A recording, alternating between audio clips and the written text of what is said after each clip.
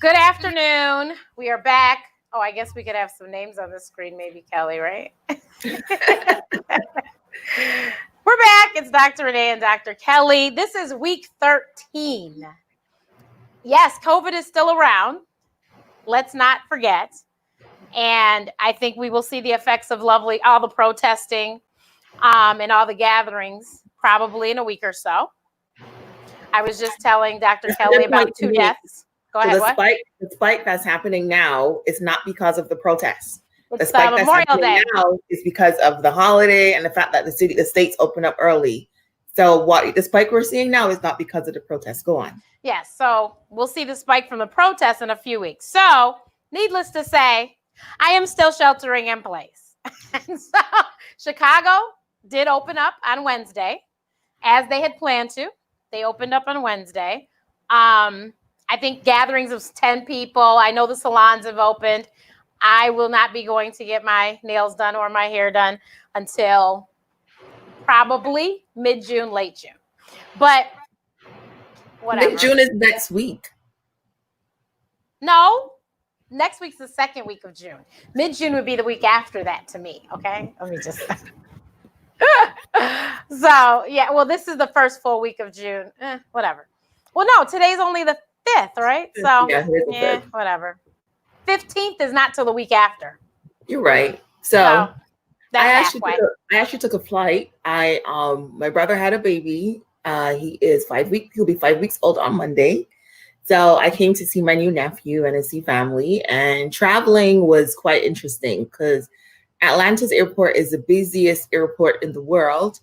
And on my way from, TSA to the gate, I was the only person in the carriage on the train for at least 2 or 3 stops. I've never, unless it's been coming back on like the 10 o'clock flight or 11 o'clock flight or something, and it's like dead because the airport, because it's so late. Like I've never ever gone to the airport in the middle of the day and be the only person in the carriage, the train. The flight, there weren't any, you couldn't sit in the middle seat. They only sold the window seats and the aisle seats. However, coronavirus happens to also travel vertically and not just horizontally. So I think it was a false sense of security because I was right in front of somebody else, right? But you know what? They said that about the lines at the grocery store because, they do the 6-foot distancing lines at the checkout. But what about this way? Exactly. But, wearing a mask was mandatory, which was good. So I had my N95 on and a surgical mask over that. So that was the most I could do to protect myself. But it was different. Travel is different. So even in the midst of the protests, coronavirus is still very much present. Yeah. And people, like you said, are still dying. Right. And people need to definitely keep that in mind. Don't think that it's gone just because they haven't talked. You think they haven't talked about it. You just weren't paying attention because they've been talking about it because I've been paying attention. They are still speaking about it. I'm trying to share this thing. But yeah, don't sit there and think that all is well and or you could think like those other people who think, oh, it was just a farce anyway. No, it's not a farce. It's for real, and it behooves you to stay safe. I watched the funeral yesterday. Way too close. That's all I have to say. Way too close. Kudos to those that had their masks on. Kudos to those that did not shake hands or hug. Kudos. But the rest, it was too close and it was scary. Hi, Dr. Nicole. So, sorry, guys. So, the title of this was Black Lives Matter because we can't forget about what happened last week. And we cannot forget about what happened last weekend. So we were on last Friday, and that was probably before most of the protests and rioting and looting started. So Dr. Kelly and I live in cities that basically were on fire. Yeah, I think that very night was when Atlanta had their riots and when they were like smashing the CNN, the windows for the CNN or the doors for the CNN building and burning the car and stuff. Yep, I saw that. Yeah. So, and then Chicago, it was just, oh God. So it's been such an interesting week. to read all the comments. And, I'm very grateful. I have not had to unfriend anyone. Thank you I to my cannot say Facebook that. friend. I know. I know. No. Thank you to my Facebook friends. I've had some people send me inbox messages, some text me. Thank you. I appreciate you. If you didn't watch last week, in a nutshell, I grew up in suburbia. I was usually the only Black child in my class, if not the whole school, like almost the whole school. Like I will tell you, when I was in the 8th grade, there was 3 Black people in the entire school. And we were actually all in the same grade too, which is kind of weird, right? But the way I grew up, racism has been every day, all day, because we were always the only family there or the only kids, etc. So it was just interesting to see, because I am Facebook friends with a lot of people that I grew up with.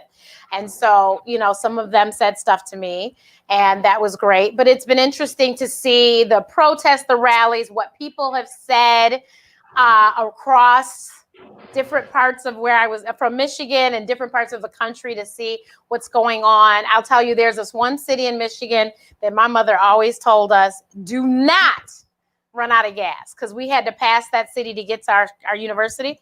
And so to get to Michigan State, you always had to drive through there. She's like, don't run out of gas. She's like, if you get a flat tire, you can't help that, but you can help running out of gas and make sure your tires are good and blah, blah, blah. And they had a peaceful protest yesterday in support of Black Lives Matter. When I tell you, I clutched my pearls and was like, Lord, what is happening to the world? Because the reason why we were told about this place is because it was full of Klansmen, supposedly, and, and just the people weren't, they weren't liking of us. So I wanted to show this video, but it was too large for me I was just going to show a snippet of it. But if you're my Facebook friend or you're watching on Ask Dr. Renee, the page, you can see the video down below. It's called Systemic Racism, and it was amazing character, whatever. I can't talk today, but it was a cartoon thingy, and ACT.TV created it, so kudos to them. But it explained it so well about how there's a whole lot of neighborhoods that we cannot move into, even if we have cash money. We just can't. They're not going to let us in.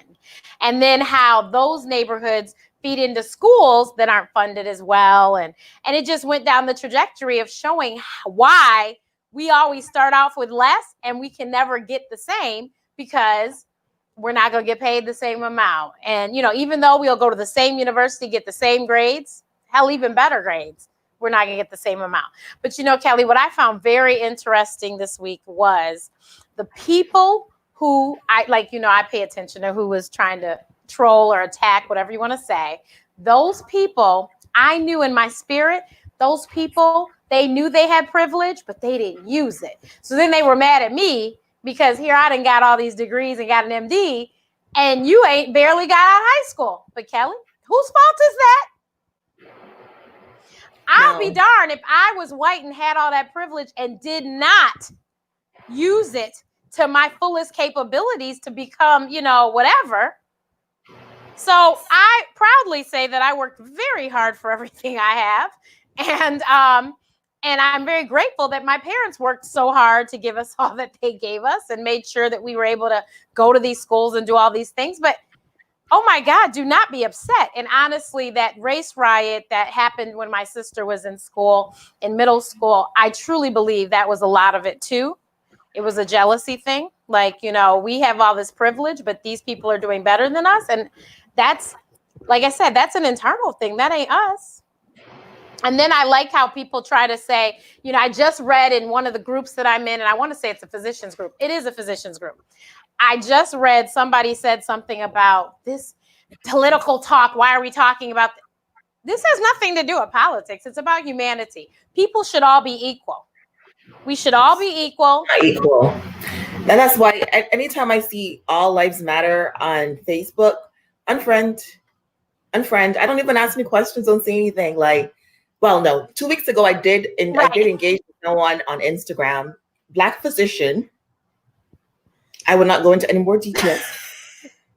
Black physician who wrote All Lives Matter. All lives matter. When she goes to work, all lives matter. and talking about hard work and perseverance and entrepreneurship.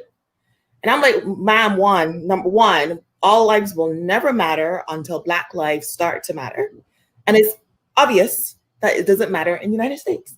Right. And number two, if I'm out here just trying to exist, trying to be able to have room and space to jog and room and space to go and shop for $20, I'm not even thinking about entrepreneurship and hard work. Like, I think a lot of the argument that I heard is that, you know, why you guys still talking about slavery that happened 400 years ago?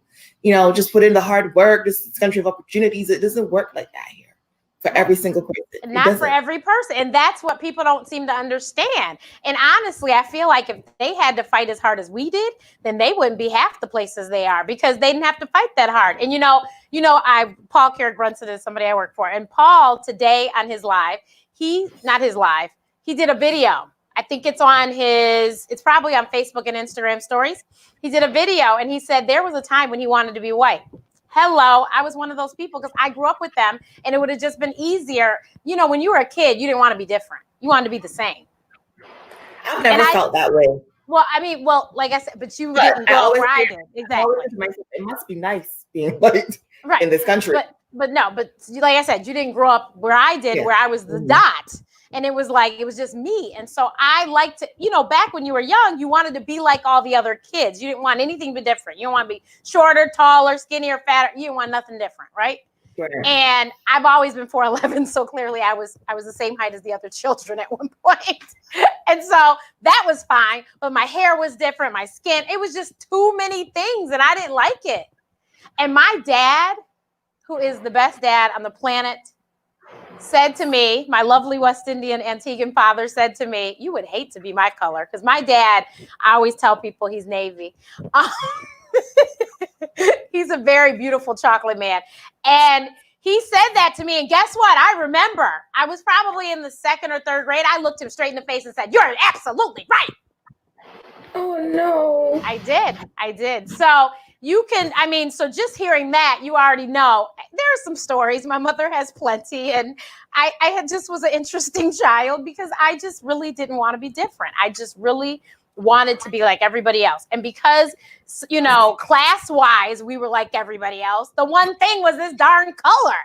And then, I got older and realized the best thing ever was that I was Black and beautiful. And then, but it was just an interesting road getting there.